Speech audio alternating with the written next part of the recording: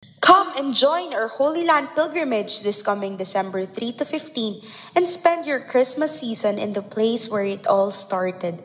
Check out Sower's travel page for more information. See you there, kapatid!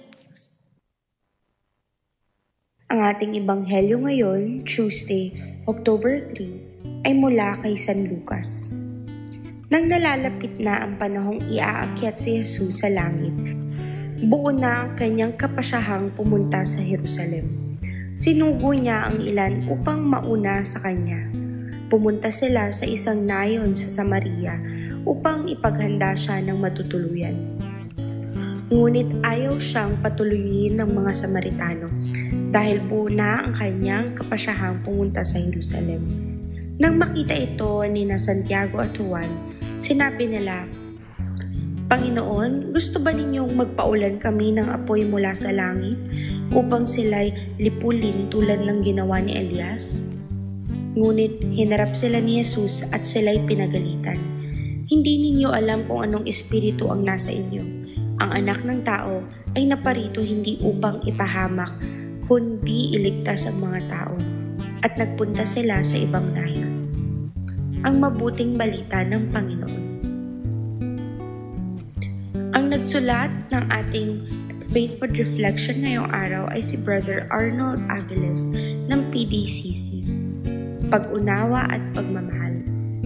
Ang reaksyon ng dalawang alagad ni Jesus, sina Santiago at Juan, ay magpakita ng galit at pag-iimbot. Hiniling nila kay Jesus na payagan silang ipagsagupan ang apoy mula sa langit sa mga Samaritano.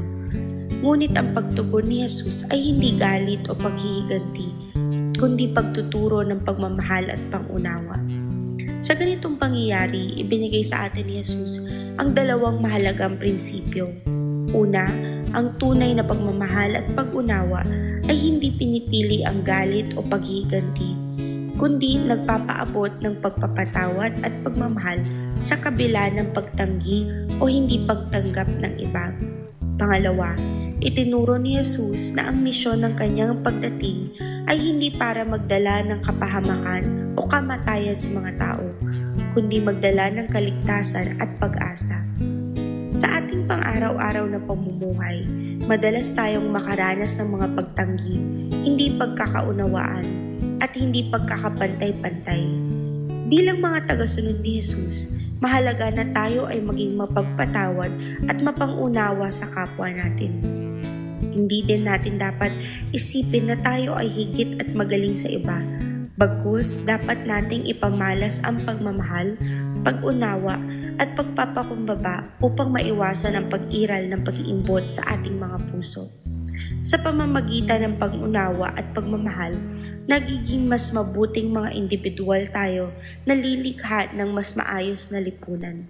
Naway maging halimbawa tayo ng pagmamahal at pangunawa sa ating mga kapwa gaya ng itinuro ni Jesus sa Ebanghelyo ngayon. Manalangin tayo. Panginoon, pagkalooban mo po kami ng grasya ng pag-unawa at pagmamahal araw-araw. Sa ngalan ng Ama at ng Anak at ng Espiritu Santo. Amen.